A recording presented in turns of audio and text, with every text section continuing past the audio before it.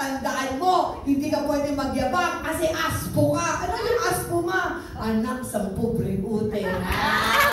Sabi ko, gano'n mo, mami? So, pobre na, oo, pobre ute ng tatay mo, pero naku kayo.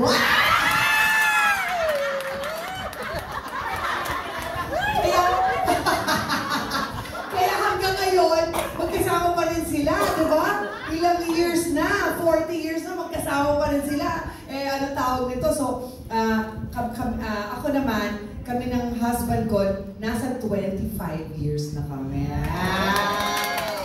Nag-asawa ako ng 1-year-old ako.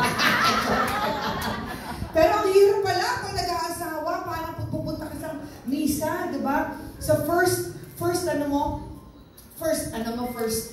5 years mo, excited pa kayo.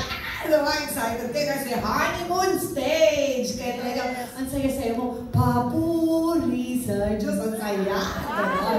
Eh, pag mga 10-15 years na kayo, nasa offertory na kayo. Panginoon, maawa ka.